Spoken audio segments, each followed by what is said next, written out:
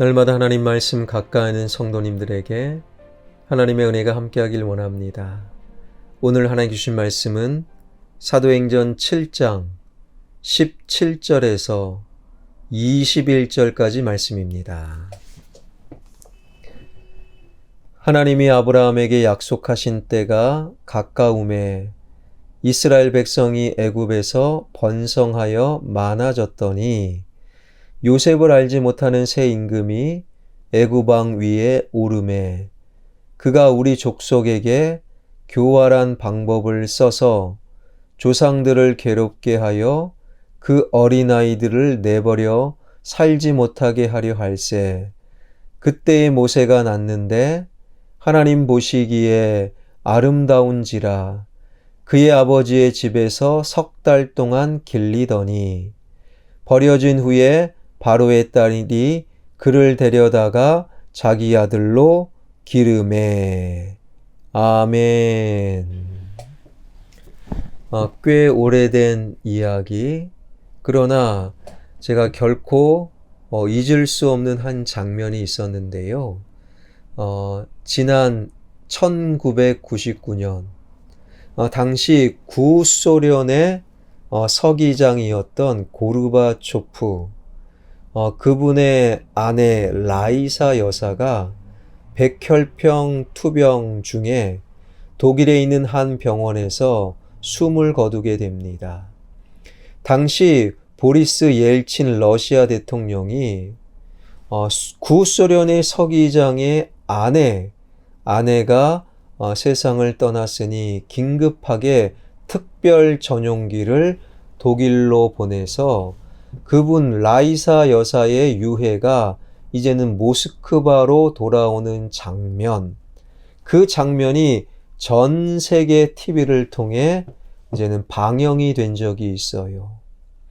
그 비행기에서 구소련의 서기장이었던 고르바초프가 트랩을 통해 내려오자 모든 스포트라이트, 모든 카메라가 바로 고르바초프를 향했어요. 그런데 정작 그 일이 왜 있었는가? 그 일의 주인공이었던 라이사 여사의 시신을 담은 관은요, 화물칸에서 바로 초라하게 그 관은 내려지고 있었다라는 거예요. 그 장면이 평생 가도 잊지 못할 장면입니다. 고르바초프 그는 구소련이 미국과 더불어 세계 초강대국으로 군림하던 시절 소련의 제1인자, 권력의 최고 정점에 있었던 분이고, 그분의 아내 라이사 역시 남편과 함께 최고 권력 정점에 있었지요. 그 정도라면 사실 보통 인간은 아닙니다. 그런데 그 라이사 여사 역시 숨을 거두게 되니 비행기 안에서 그 여인을 위해 마련된 칸이라고 하는 것은 화물칸이었다라는 거예요. 그러한 장면을 보면서 야, 인생이라는 것이 바로 저거구나. 내가 숨을 쉬고 있는 동안 나는 비행기 승객이지만 숨이 끊어지고 난 뒤 나는 바로 비행기 화물에 지나지 않는구나. 비극적인 지진 현장 속에 여전히 숨이 붙어 있으면 나에게 모포와 먹을 것이 주어지지만 숨이 끊어지면 대형 쓰레기 비늘이 나를 찾아오는구나. 그것이 바로 인간 인생의 실상일진데, 우리 인간이 보이지 않는 하나님, 영원하신 하나님을 믿지 못한다면 인간이 얼마나 허망하고 보잘것없는 존재인지 이 깊은 깨달음을 우리가 가질 수 있어야 하는 거예요. 그저 100년 오래 살아봐야 100년일진데 숨이 끊어지면 화물, 그리고 숨이 끊어지면 대형 쓰레기 폐기물이 나에게 쓰여진다면 영원하신 하나님을 믿지 못한 인간은 그야말로 허망할 수밖에 없는 것이지요. 그 하나님을 믿지 않고 살아가는 사람들은 과연 어떤 기대와 미래의 목적을 갖고 있는지 참으로 묻고 싶어집니다. 하나님을 향한, 영원하신 하나님을 향한 믿음으로 오늘을 살아갈 때 그 믿음의 삶이라고 하는 것은 그저 눈에 보이는 그것 너머에 계신 영원하신 하나님을 볼 수 있는 믿음의 시선, 그것을 가지고 있느냐 없느냐, 그것이 중요한 질문인 것이지요. 오늘 본문 요셉의 이야기가 스데반의 설교를 통해 계속되는데요. 그 요셉의 이야기는 이렇게 계속되는데 17, 18, 19절을 보니 하나님이 아브라함에게 약속하신 때가 가까우매 이스라엘 백성이 애굽에서 번성하여 많아졌더니 요셉을 알지 못하는 새 임금이 애굽 왕 위에 오르매 그가 우리 족속에게 교활한 방법을 써서 조상들을 괴롭게 하여 그 어린아이들을 내버려 살지 못하게 하려 할세.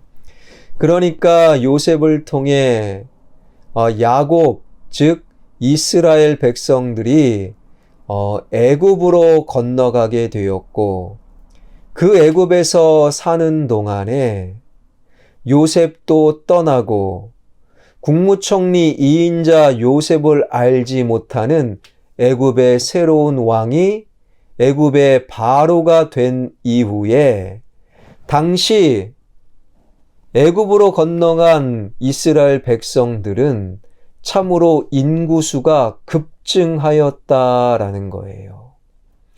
요셉을 알지 못하고 요셉을 통해 애굽으로 건너온 이스라엘 백성들을 요셉을 알지 못하는 애굽 왕 바로는요, 경계할 수밖에 없었겠지요. 그리고 어느 순간 애굽 제국의 인구보다 굴러온 돌이라고 보여지는 이스라엘 민족의 인구가 훨씬 많아지게 된 거예요. 애굽 왕 바로 입장에서는 경계하고 그 경계 끝에 무서운 왕의 명령을 내리지요. 어떤 명령입니까? 유대 민족, 이스라엘 민족이 아이가 낳았는데 여자아이면 살려두고 남자아이면 죽여버려라. 하나님을 알지 못하는 애굽 왕 바로는 눈에 보이는 것만 볼 수밖에 없었고 늘어나는 애굽의 이스라엘 남자들은 그의 눈으로 보기에 경계 대상 1호로 보였던 거예요.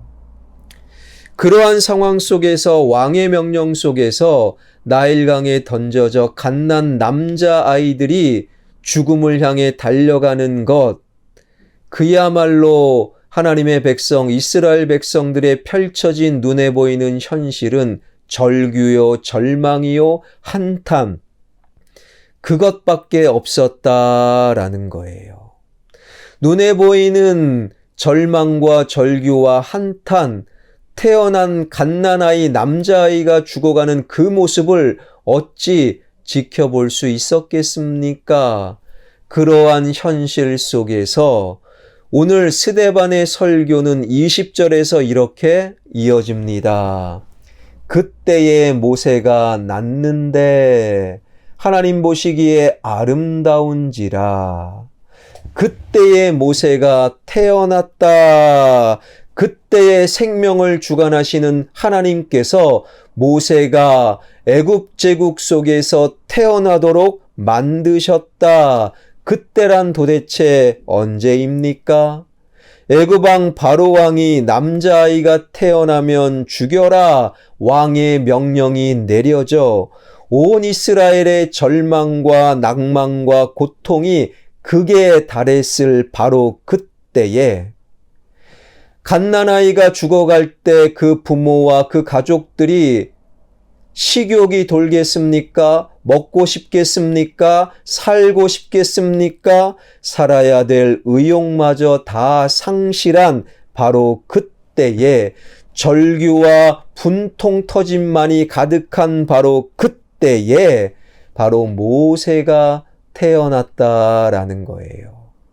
그 모세는 누구입니까?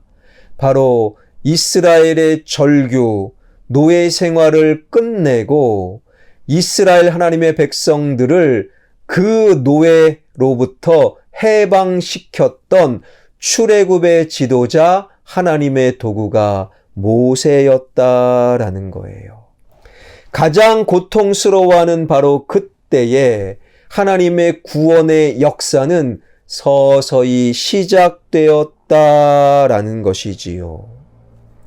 지금 눈앞에 보이는 것은 절규입니다. 고통입니다. 갓난아이의 죽음 속에 살고 싶은 마음이 없는 그러한 절규와 고통, 절망의 극치 속에서 하나님께서는 바로 그때에 새로운 지도자, 새로운 희망, 하나님의 출애굽의 구원의 역사를 서서히 열고 계셨다라는 거예요. 하나님을 믿지 않는 자들은 그 절규와 고통 속에 낭망하다 그 인생과 시간들을 다 허비할 것입니다. 그러나 하나님을 향해 믿는 믿음의 안목을 가진 자는 바로 그 절망의 순간 속에서도 하나님을 바라보며 눈에 보이는 현실 속에 넘어 계시는 주님을 기다리며 바로 구원의 역사를 만들어 가시는 하나님을 믿음으로 기다릴 것입니다. 눈에 보이는 현실 너머에 계신 하나님을 믿음으로 보는 자와 믿음 없어 보지 못하는 자들, 믿음으로 기다리는 자, 믿음 없어 기다리지 못하는 자의 인생의 질과 끝은 결코 같을 수가 없는 것입니다. 사랑하는 성도 여러분, 지금 눈앞에 보이는 것이 기쁨이요, 그리고 소위 성공의 환희 속에 계십니까? 눈에 보이는 성공, 그 너머 속에 계시는 하나님, 그 하나님을 보시면서 왜 하나님께서 나에게 이런 기쁜 성공을 주셨는가? 우리는 헤아릴 수 있어야 합니다. 성공의 환희 너머에 계신 하나님을 보지 못할 때, 성공을 하게 하신 하나님의 뜻을 구하지 못할 때, 그 성공의 환희는 조만간 뜨거운 후회의 눈물로 바뀔 수도 있다라는 거예요. 혹 지금 소위 실패의 어려움과 고통 속에 힘들어하고 계십니까? 눈에 보이는 실패의 고통, 그 너머에 계시는 나의 하나님을 우리는 믿음으로 볼 수 있어야 됩니다. 눈에 보이는 실패, 그 속에서 모세를 준비하셨던 하나님께서 나를 위해 하나님의 특별한 은혜와 은총을 지금 준비하고 계시는 하나님, 그 실패를 넘어서는 하나님을 볼 수 있는 믿음, 눈앞에 펼쳐져 있는 현실 너머, 그 너머에 계신 하나님을 바라볼 수 있는 믿음의 사람들, 저와 여러분, 우리 모두가 되길 주님의 이름으로 축원합니다. 기도하겠습니다.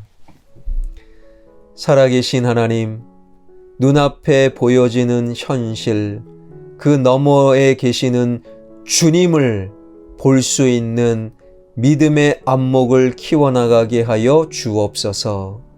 눈앞에 보이는 것이 전부인 양, 조그마한 성공 속에 지나치게 기뻐하는 것, 그것이 아니라 성공을 주신 하나님의 뜻을 구하게 하여 주시고 눈앞의 실패의 절망과 고통에서 쓰러지는 것이 아니라 실패에 넘어 계시는 하나님을 바라보며 왜 하나님께서 지금 잠깐의 실패를 허용하셨는가?